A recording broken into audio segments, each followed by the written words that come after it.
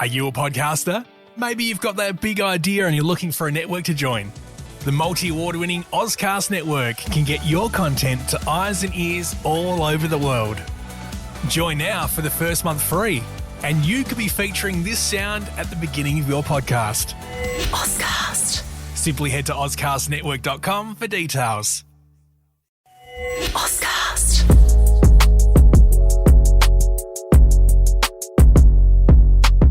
What's up, wrestling fans? Welcome back to Just Podding Around, the podcast where we body slam the best and worst moments in wrestling history. I'm your host, Reese Williams, and today we're diving into one of the most controversial and hotly debated topics in WWE history: Royal Rumble winners.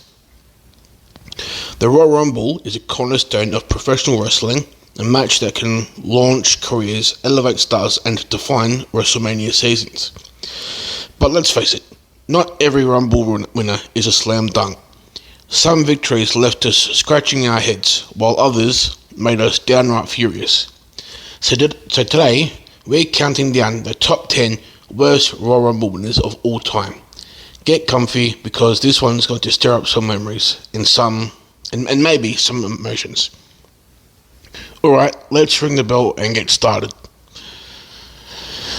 Starting us off at number 10 is Vince McMahon winning the 1999 Royal Rumble. Now, don't get me wrong, the Austin vs McMahon feud was iconic, and Vince played the perfect villain.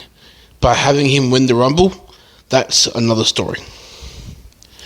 The match became more of a comedy skit than a serious contest. Vince spent most of it hiding outside the ring, only to sneak back in and eliminate Austin at the end. Fans wanted to see Austin triumph, but instead, Vince's ego got centre stage. Even worse, Vince gave up his WrestleMania title shot, making the entire thing pointless. This was less about elevating talent and more about Vince giving himself a pat on the back. Next up, we've got Sheamus in at 2012. Now, I've got respect for the Celtic Warrior. He's had an incredible career, but his Royal Rumble win felt like a misstep. Why? Because 2012 was all about Chris Jericho's return. The story practically wrote itself.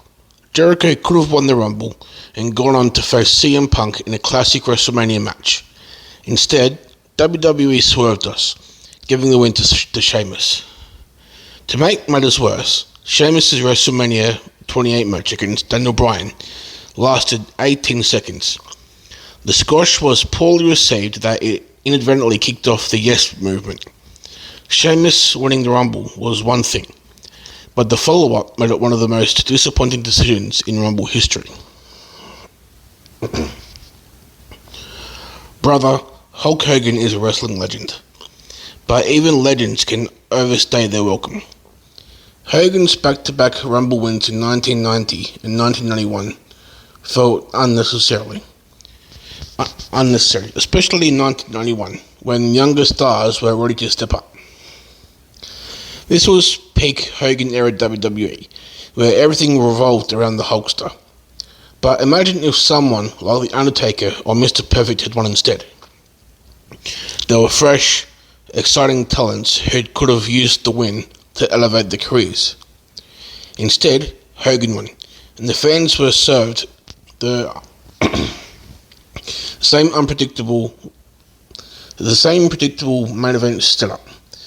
This win wasn't about building the future, it was about clinging to the past. Coming in at number 7 is Big John Studd's win in 1989.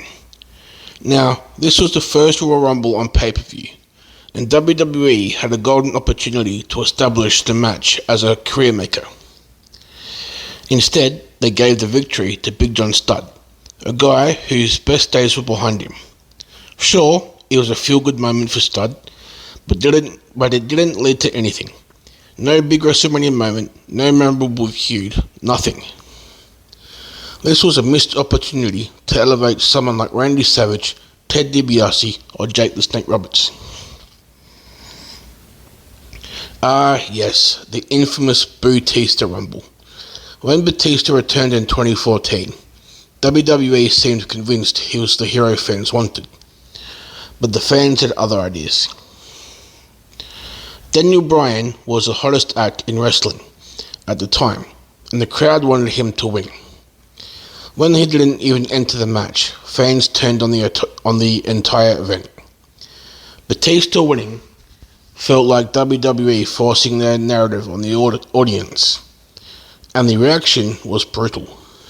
And the worst part was, Rey Mysterio, a fan favourite, was booed for entering at number 30. This debacle forced WWE to change course and give us the iconic Daniel Bryan moment at WrestleMania 30. The 2011 Royal Rumble was the largest with 40 participants, but the ending left fans cold. Alberto Del Rio won the match, but his character never truly connected with the audience. This could have been a huge moment for someone like John Morrison, who was pulling off jaw-dropping stunts, or CM Punk, who was leading the Nexus at the time. Instead, Del Rio won and went on to have a lackluster feud heading into WrestleMania 27. This was a case of WWE trying to manufacture a top star instead of letting the crowd choose.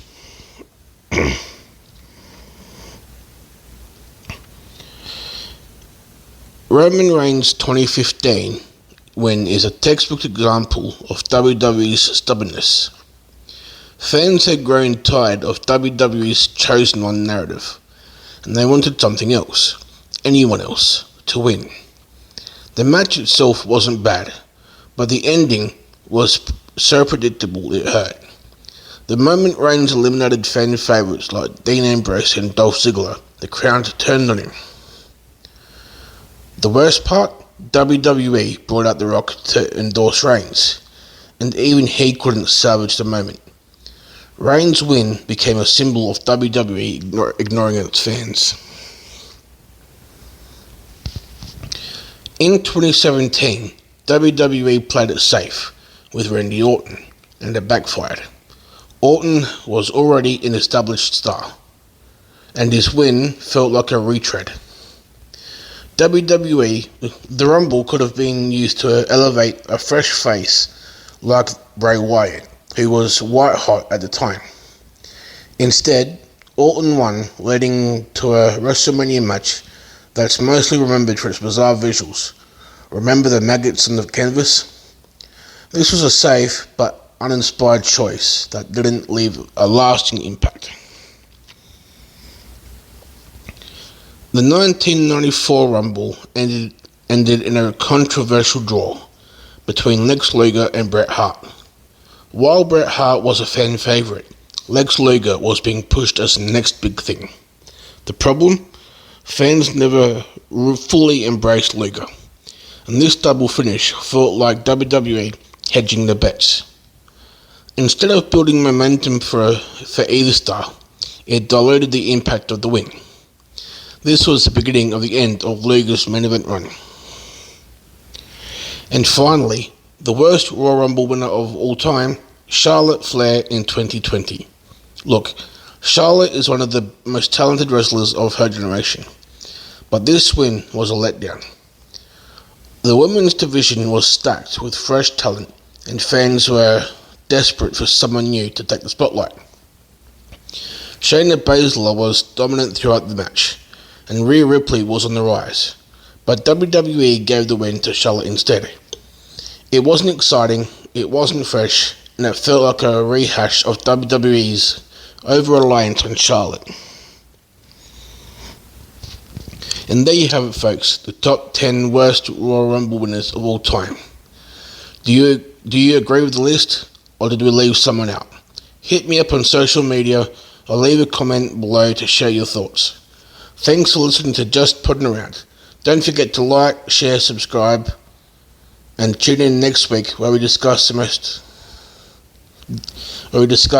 top 10 best Royal Rumble eliminations of all time. Until then, keep slamming, and I'll see you in the ring.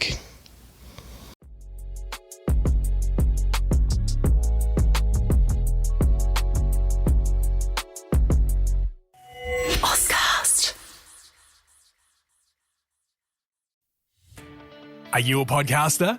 Maybe you've got that big idea and you're looking for a network to join. The multi-award-winning Ozcast Network can get your content to eyes and ears all over the world. Join now for the first month free, and you could be featuring this sound at the beginning of your podcast. Ozcast. Simply head to ozcastnetwork.com for details.